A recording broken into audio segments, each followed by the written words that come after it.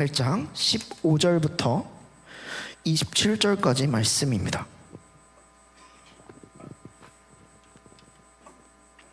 요한복음 18장 15절부터 27절까지 말씀입니다. 제가 갖고 있는 성경 179페이지에 있습니다.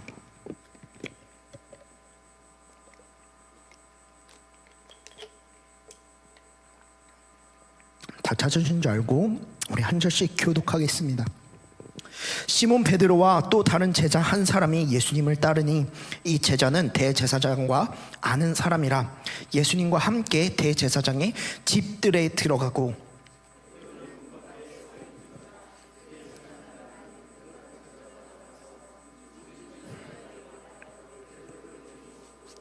문 지키는 여종이 베드로에게 말하되 너도 이 사람의 제자 중 하나가 아니냐 하니 그가 말하되 나는 아니라 하고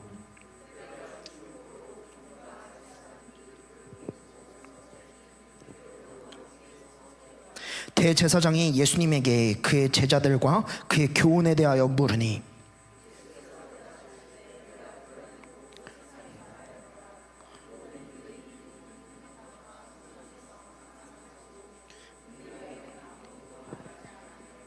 어찌하여 내게 묻느냐? 내가 무슨 말을 하였는지 들은 자들에게 물어보라.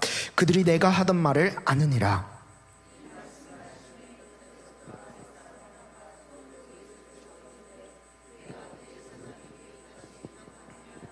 예수님께서 대답하시되 내가 말을 잘못하였으면 그 잘못한 것을 증언하라. 바른 말을 하였으면 내가 어찌하여 나를 치느냐 하시더라.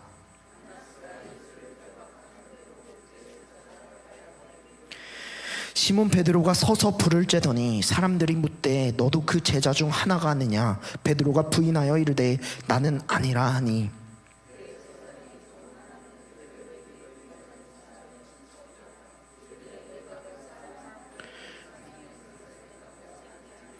다 같이 읽을까요? 이에 베드로가 또 부인하니 곧 닭이 울더라. 아멘. 오늘 본문은요 참 쉽지 않은 그런 본문인 것 같습니다. 지지난주에 제가 설교했었을 때 겟세마나에서 주님께서 기도하라고 하셨지만 잠이 들었던 제자들을 우리가 함께 봤습니다. 주님께서는 시험에 들지 않게 깨어 기도하라 라고 말씀하셨지만 제자들은 잠들었습니다. 오늘 본문에서 그 잠의 열매가 무엇인지 우리가 깨닫게 됩니다. 그래서요 오늘은요 성경을 한번 쫙 읽어보면 베드로의 고백과 예수님의 고백, 베드로의 고백 이렇게 번갈아서 나오게 됩니다. 그래서요 제가 오늘 제목을 고백 이렇게 지어봤어요. 제목 혹시 한번 띄워주실 수 있나요? 이미 나오고 있나요? 아닌가요? 제목 아까 하셨던 거 안 돼요? 그래서 고백으로 했어요. 고백은요 영어로 고는 뭐예요? 가는 거예요. 백은요 앞이에요 뒤에요? 뒤에요. 고백은 뒤로 가는 거예요. 그러니까요 베드로는요 지금 예수님과 얼마만큼의 시간을 보냈어요? 한 3년 정도 시간을 보냈어요. 그러면은요 우리가 상식적으로 3년이면 신앙이 늘어야 돼요? 줄어야 돼요? 늘어야 되죠. 자, 그런데 베드로는요 딱 시험 보는 날에 보니까 신앙이 뒤로 간 거예요. 고백한 거예요. 그런데요 주님은요 한결같이 고백하세요. 그거를 우리가 오늘 한번 보려고 합니다. 제가 오늘 하기 전에 인사를 안 했더니 몇 분이 째려보시네요. 우리 양옆에 계신 분과 함께 인사하겠습니다. 잘 오셨습니다. 잘 오셨습니다. 잘 오셨습니다. 한 번 더 인사할까요? 오늘도 함께 은혜 받읍시다. 함께 은혜 받읍시다. 네, 그러면 우리가 한번 15절부터 한번 16절까지 한번 가볼까요? 15절부터 16절 한번 한 목소리로 읽어보겠습니다. 시작. 시몬 베드로와 또 다른 제자 한 사람이 예수님을 따르니 이 제자는 대제사장과 아는 사람이라 예수님과 함께 대제사장 집들에 들어가고 베드로는 문 밖에 서 있는지라 대제사장을 아는 그 다른 제자가 나가서 문 지키는 여자에게 말하여 베드로를 데리고 들어오니 잘 보시면은요, 일단은요, 베드로는요 항상 자신 있게 말했던 게 있어요. 다른 제자들은 다 버리고 떠날지라도 저는 주님을 안 버리겠습니다. 일단은 그 말은 지켰어요. 그러니까 일단은 따라는 왔어요. 그 점은 저는 인정을 합니다. 그런데요, 마태복음에는요 뭐라고 나오냐면은요, 멀찍이라는 단어를 붙여요. 멀찍이. 한국말 어려우세요? 멀리. 자, 그래서 예수님을 멀리 따라가는 거예요. 그래서 베드로는요 처음에 예수님과 함께 거리를 둡니다. 그리고 본문 16절에는 또 뭐라 그러냐면, 베드로는 문 밖에 서 있는지라. 그럼 문 안에 누가 계세요? 예수님이 이제 신문 받고 계신 거예요. 자, 그러니까 이제 우리는요 또 여기서 뭐를 생각해야 되냐면요, 신앙의 후퇴는요, 신앙의 고백은요 그냥 바로 일어나는 게 아니라 그런 균열이 시작해요. 거리를 두는 거, 문 밖에 서 있는 거. 그래서 가끔 가다 보면은요, 늘 앞자리에 앉아 계시던 분이 뒷자리에 앉으시잖아요. 무슨 일 생긴 거예요? 목장님들 꼭 가서 챙겨주셔야 돼요. 무슨 일 있으세요? 자, 농담이고요. 자, 근데 실제로 그런 경우도 꽤 많이 봤습니다. 여전히 예배에 참석하지만 설교는 들어오지 않고, 아무리 기도해도 기도가 되지 않는 거, 마음은 딴 데 있는 거. 그렇기 때문에 우리는 언제나 그런 부분들을 좀 생각할 필요가 있습니다. 17절 한번 읽어볼까요? 17절 시작. 문 지키는 여종이 베드로에게 말하되 너도 이 사람의 제자 중 하나가 아니냐 하니 그가 말하되 나는 아니라고. 이제 우리가 아는 것처럼 문지기 여종 하나가 묻습니다. 너도 예수님의 제자 중 한 명이 아니냐? 군인도 아니고 대제사장도 아니고 대단한 권력도 아니고 그냥 문 지키는 여종 한 명. 그 앞에서 베드로는 무너집니다. 나는 아니라. 이 나는 아니라 요거는요 뭐냐면은요, 예수님께서 나는 내가 그니라, 예수님께서 예수님 자신을 드러내셨던 표현에 정확히 반대예요. 그러니까 베드로는요 예수님을 보고 예수님께서 그리스도이시고 우리의 죄를 위해서 십자가를 지러 이 세상에 오신 것을 밝히셨지만, 베드로는 그 밝히신 예수님을 보면서 똑같은 표현으로 지금 나는 아니라 그러는 거예요. 나는 제자가 아니라. 그래서요, 근데 한번 우리가 예수님께서 하신 표현을 한번 볼게요. 예수님께서 18장 5절 한번 읽어볼까요? 시작. 대답하되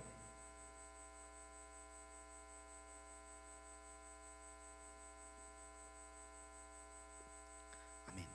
자, 예수님께서는요 그래서 계속해서 내가 그니라, 또 6절도 보면 그들에게 내가 그니라, 8절도 보시면 예수님께서 대답하시되 너희에게 내가 그니라. 몇 번 하셨어요? 3번이에요.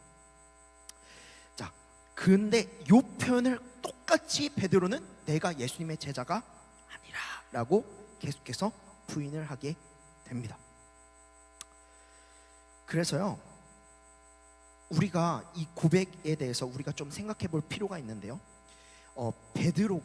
베드로라는 이름을 누가 주셨어요? 그 반석이라는 이름을 예수님께서 주셨죠. 마태복음 16장에서 베드로가 주는 그리스도시요 살아계신 하나님의 아들이십니다. 자, 고백하니까 너는 베드로라. 그 뒤까지 안 외우셨어요? 주일학교 다시 오시면 제가 알려드릴게요. 자, 그래가지고 그렇게 고백하면서 주님께서 이 베드로라는 이름을 주세요. 그러면서 그 반석 위에 뭐를 세우신다 그래요? 교회를 세우신다 그래요. 그 교회를 세우면 음부의 권세가 결코 이기지 못하리라. 자, 그러니까요, 베드로는요 분명히 멋진 신앙 고백을 하고 주님을 따랐어요. 그런데요, 3년 동안 따라보고 뚜껑을 딱 까보니까 베드로는 뭐예요? 제자가 아닌 거예요. 그러니까요, 여기서 이 고백은요, 내가 누구인지 모르겠다, 내가 주님을 그 고백했던 그 순간마저도 부인하게 되는 그런 장치가 되는 겁니다. 18절 한번 읽어볼까요? 18절입니다. 시작. 그때가 추운 고로 종과 아랫사람들이 불을 피우고 서서 쬐니 베드로도 함께 서서 쬐니라. 그때가 추웠습니다. 보통 이스라엘 날씨를 그냥 사막으로 생각하시는 분들이 많은데 밤에는요 굉장히 춥습니다. 그래서요 혹시나 이스라엘 요르단, 이집트 성지순례 가시는 분은요 꼭 전기장판을 챙겨가세요. 진짜요, 밤에 엄청 춥습니다.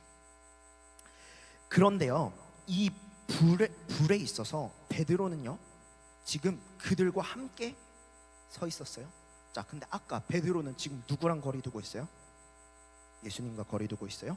베드로는요 지금 근데 누구들 틈에 껴 있어요? 예수님 잡았던 그 원수들의 틈에서 불을 쬐고 있습니다. 그래서 자세히 보면은요 베드로의 신앙의 후퇴, 고백이 단계적으로 보여요. 처음에는요 거리를 둬요. 그 다음에 입으로 부인해요. 세 번째는요 몸이 떠나는 거예요. 시편 1편 1절. 시키지 마요. 우리 다 찾아볼게요. 자, 시편 1편 1절. 자, 시작. 복 있는 사람은 악인들의 꾀를 따르지 아니하며 죄인들의 길에 서지 아니하며 오만한 자들의 자리에 앉지 아니하고.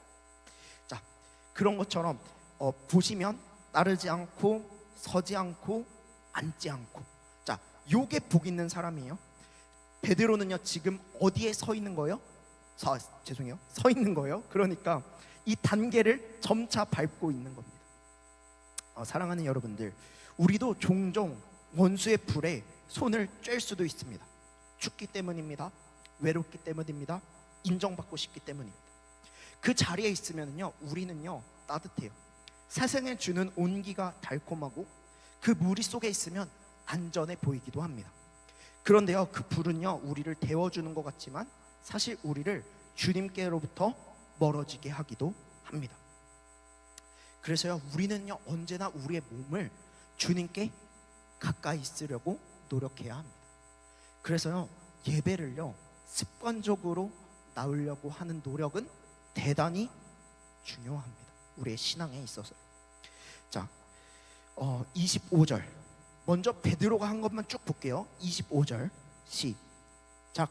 시몬 베드로가 서서 불을 쬐더니 사람들이 묻되 너도 그 제자 중 하나가 아니냐? 그러니까요 이 25절은요 18절부터 이어지는 거예요. 베드로는요 계속해서 나는 아니라 그렇게 고백을 합니다. 그런데요 26절 한번 읽어볼게요. 26절 시작. 대제사장의 종 하나는 베드로에게 귀를 잘린 사람의 친척이라 이르되 내가 그 사람과 함께 동산에 있는 것을 내가 보지 아니하였느냐. 자, 그러니까요 이 베드로는요 그 하필이면 걸린 사람이 베드로가 귀를 자른 사람의 친척인 거예요. 그리고 그 동산에서 베드로를 봤던 사람입니다. 베드로는요 멋지게 예수님을 지켜보겠다고 칼을 들어서 예수님을 지키려고 했어요. 근데 용기라고 믿었었지만 오히려 그 용기가 베드로를 고발하게 되는 겁니다. 인간의 용기가 얼마나 허무한지 한번 보세요. 칼을 뽑을 때는 마치 주님 잡아가기 전에 나부터 죽이고 잡아가라 라고 하는 용기가 있었지만 지금 바로 몇 마디에 그냥 훅 무너지는 게 바로 베드로입니다. 베드로고 또 그것이 우리의 용기입니다. 사랑하는 여러분들, 우리는 종종 우리의 힘으로 무언가를 해낼 때는 용감하곤 하지만 정작 우리 자신을 내려놓고 돈을 내려놓고 명예를 내려놓고 안정을 내려놓고 우리의 삶에 세상에 있는 그런 부분들을 내려놓고 주님을 따라야 될 때는 용기가 안 나기도 합니다. 27절 한번 읽어볼까요? 27절 시작. 이에 베드로가 또 부인하니 곧 닭이 울더라. 27절은 그냥 이러고 끝납니다. 그런데요 누가복음은요 여기에 두 줄을 더합니다. 주님께서 돌이켜 베드로를 보시니 베드로가 주의 말씀 곧 오늘 닭 울기 전에 내가 3번 나를 부인하리라 하심이 생각나서 밖에 나가서 심히 통곡하니라. 이렇게 성경은 설명하고 있습니다. 베드로가 얼마나 후회했는지, 얼마나 울었는지 우리는 모릅니다. 그저 새벽에 탁 우는 소리 하나만 남는 거예요. 그리고 그 소리는 오늘도 우리의 귀에 울립니다. 우리가 주님을 부인했던 모든 순간마다 주님께서는요, 우리 가운데 그런 장치들을 통해서 다시 한번 주님의 말씀을 떠오르게 하십니다. 자, 그러면 이제 뒤로 고백하는 베드로를 봤어요. 그럼 이제 주님께서 어떻게 고백하시는지 한번 볼게요. 19절입니다.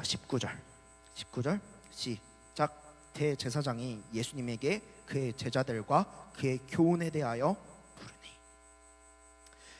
안나스에게 끌고 가고 가야바에게 끌고 가고 이렇게 어려운 내용은 담임 목사님께 들으세요. 자, 넘어갈게요. 자, 그래서 이 재판은 근데요 좀 불법적이에요. 왜냐면은요, 유대법에 따르면 이런 사형에 해당하는 재판은요 절대로 밤에 열 수 없어요. 그리고 이런 피고에게, 그러니까 예수님께 자기 진술을 강요할 수 없었습니다. 증인이 먼저 나와야 돼요.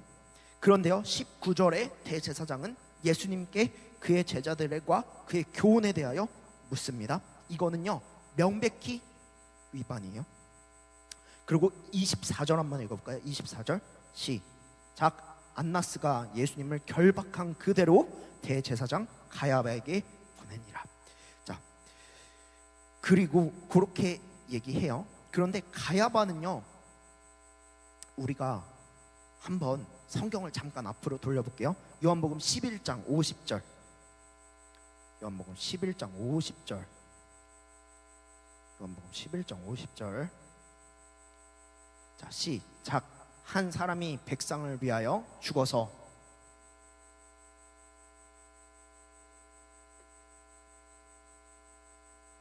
아멘. 요거요. 요 정치적인 계산이 빨랐던 사람이 바로 가야바예요. 자, 다시 돌아오세요.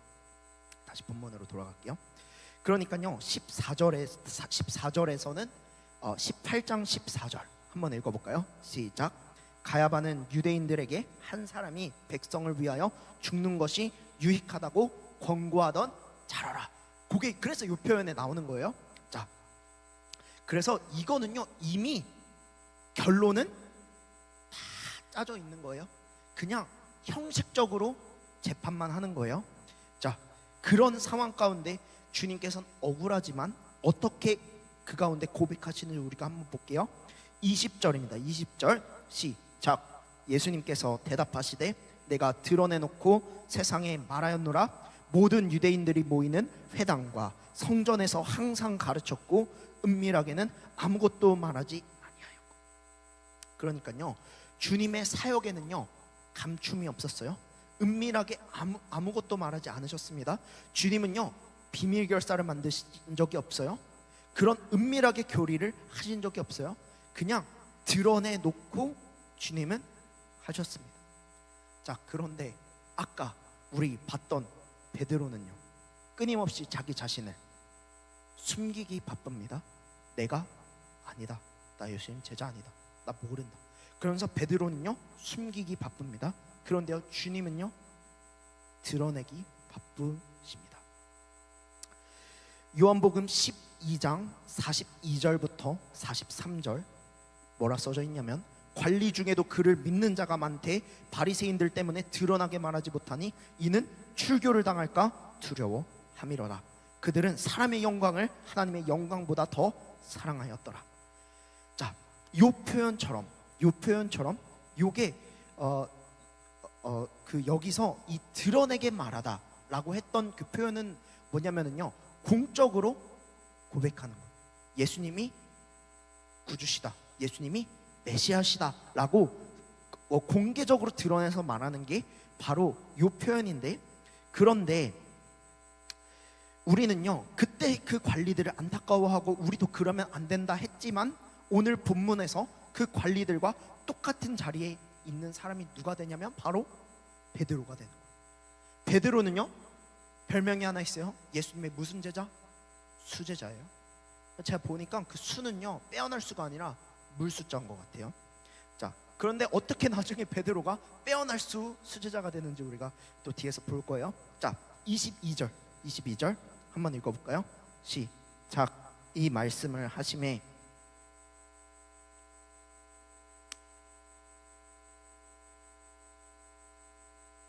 아멘. 그래서요, 주님의 답변이 끝나기도 전에 대제사장에게 점수를 따야 되는 아랫사람 중 하나가 바로 예수님을 손으로 칩니다. 심지어요, 유대인 이 당시의 법에서도 폭행은요 재판 중에 허용되지 않습니다. 그런데요, 주님은요 이 가운데서도 침묵하지 않으세요. 그리고 또 중요한 건 보복하지 않으세요. 주님께서는 다시 진리에 호소하십니다. 내가 말을 잘못하였으면 그 잘못한 것을 증언하라. 바른 말을 하였으면 네가 어찌하여 나를 치느냐. 주님께서는요 폭력 앞에서도 여전히 진리로 드러내십니다. 사랑하는 여러분들, 조금 다른 얘기일 수 있는데요, 우리는요 억울한 일을 당하면은요 우리 손으로 복수하고 싶어요. 그게 우리의 본성입니다. 그런데요, 저 역시 불같은 성격을 갖고 있어서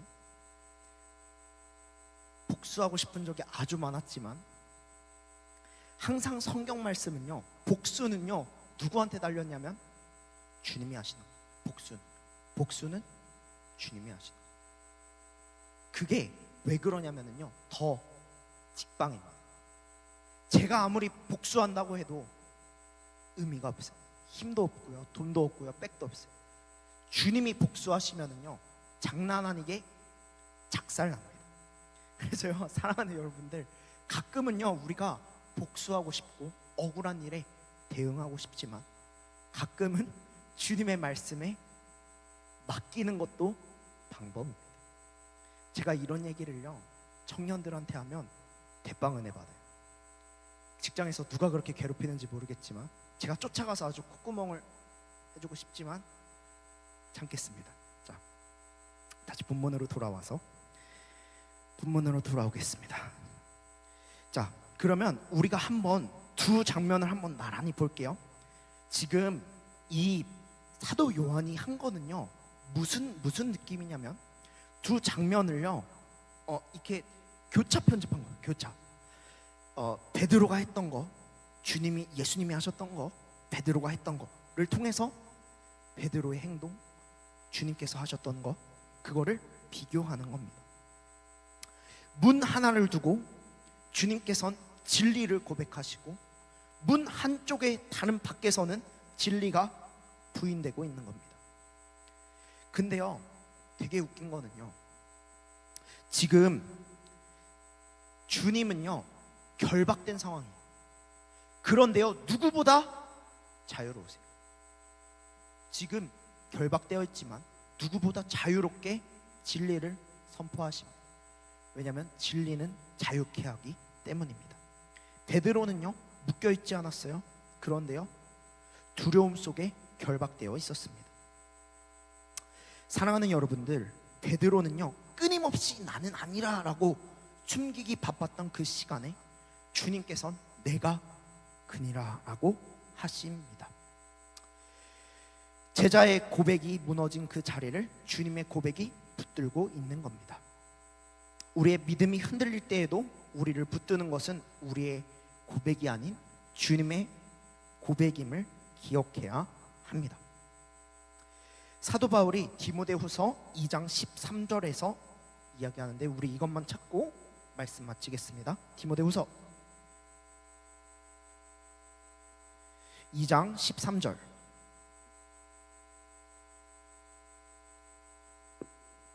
시작.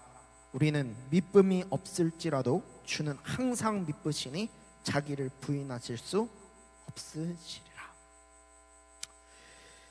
주님은요 자기를 부인하실 수 없는 분이십니다. 왜요? 주님은 진리이시기 때문에. 베드로는요 끊임없이 자기를 부인할 때에도 주님께서는요 끊임없이 자기를 확증하십니다. 그리고 주님께서 이 베드로를 회복시키는 게 있는데, 이거는 우리가 21장에 가서 나중에 보도록 하겠습니다. 사랑하는 여러분들, 말씀을 정리하겠습니다. 오늘 본문을 읽으며 베드로를 비난하기 쉽습니다. 어떻게 수제자가 그럴 수 있나? 어떻게 그렇게 쉽게 무너질 수 있는지. 그런데요, 우리가 삶을 살다 보면서 말씀을 우리 삶에 적용하다 보면 우리도 그 말을 할 자격이 없다는 것을 깨닫게 됩니다. 우리도 종종 거리를 둡니다. 예배에는 나오지만 마음은 저 멀리 있고요. 우리도 여전히 원수의 불에서 손을 쬐입니다. 따뜻하고 그 자리에 있으면 편하니까. 그리고 우리는 나는 아니라라고 합니다. 우리도 매일 조금씩 뒤로 가는 고백을 하고 있을지 모릅니다. 그런데요, 오늘 본문은요, 우리에게 위로를 줍니다. 우리가 끊임없이 나는 아니라, 나는 주님의 제자가 아니라 할 때에도 주님은 여전히 내가 그니라 라고 하고 계신다는 겁니다. 우리의 고백이 무너진 자리를 주님의 고백이 붙들고 있는 겁니다. 그리고 주님은요, 우리를 결코 내버려 두지 않으십니다. 우리를 다시 회복시키십니다. 그래서 우리가 세 가지를 살펴야 돼요. 세 가지를 해야 됩니다. 첫 번째, 지금 어디 있는지 봐야 돼요. 지금 어디 있는지 봐야 합니다. 주님과의 거리가 얼만큼인지, 주님과의 거리가 얼마나 먼지 가까운지, 그거를 우리는 먼저 진단할 필요가 있습니다. 우리가 어디에 시간을 두고 있는지, 우리가 어디에 마음을 두고 있는지 먼저 살펴야 합니다. 두 번째입니다. 우리는요, 드러내놓고 고백할 필요가 있습니다. 어떻게요? 드러내놓고 고백할 필요가 있습니다. 그래서요, 목장 모임은 상당히 중요합니다. 일주일 동안 말씀을 가지고 어떻게 살아봤는지, 말씀을 가지고 어떻게 씨름해 봤는지, 그거 나누는 자리가 바로 목장 모임입니다. 개모임, 사모임이 아닙니다. 사랑하는 여러분들, 그런 목장 모임 가운데에서 한 주간 얼마나 그리스도인으로 싸우고 씨름해 봤는지 함께 나누십시오. 그런데요, 만약에 실패했다면은요, 언제나 주님의 고백이 우리를 붙들고 계신다는 것을 기억하십시오. 오늘 본문은 닭이 울더라로 끝났습니다. 그런데요, 우리는 이게 끝이 아닌 건 알아요?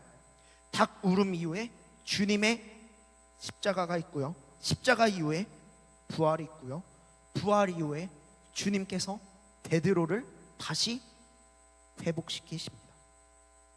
사랑하는 여러분들, 우리의 인생에도 닭 우는 소리가 있을 수 있습니다. 근데요, 그것은요, 마지막이 아닙니다. 우리가 뒤로 갈 때도, 고백할 때도 주님은 우리를 다시 돌아오게 하십니다. 그래서요, 고백이라는 단어에는 두 가지 뜻이 있어요. 뒤로 가는 거, 다시 돌아오는 거. 주님은요, 우리를 다시 돌아오게 하시는 분입니다. 우리의 믿음이 흔들릴 때에도 주님의 고백은 흔들리지 않습니다. 우리가 나는 아니라 할 때도 주님은 여전히 내가 그니라 라고 하십니다. 그러므로 물러섰던 자리가 있으면 다시 일어나십시오. 주님께서 걸어가신 그 길, 드러내놓고 진리를 고백하는 그 길, 나를 부인하고 십자가를 지고 따르는 그 길을 우리도 함께 걸어가기를 예수님의 이름으로 간절히 소망합니다. 기도하겠습니다. 하나님 아버지, 감사합니다. 우리가 오늘 베드로를 통해 배웠던 것처럼 하나님, 우리 역시 우리도 모르는 사이에 슬금슬금 주님으로부터 멀어졌는지도 모르겠습니다. 하나님, 그런데도 불구하고 우리의 고백은 여전히 뒤로 갈 때에도 주님께서 우리를 다시 돌아오게 하시고 우리의 고백을 여전히 흔들리지 않게 하시는 분이라는 것을 우리가 고백합니다. 하나님, 우리가 물러섰던 자리가 있다면 다시 일어날 수 있도록 주님 도와주시고, 우리를 부인하고 주님의 십자가를 지고 따르며 주님을 고백하며 살아가는 우리가 될 수 있도록 붙잡아 주옵소서. 감사드리며 예수님의 이름으로 기도했습니다. 아멘. 우리 시간에 함께 찬양하며 기도하겠습니다. 우리 아까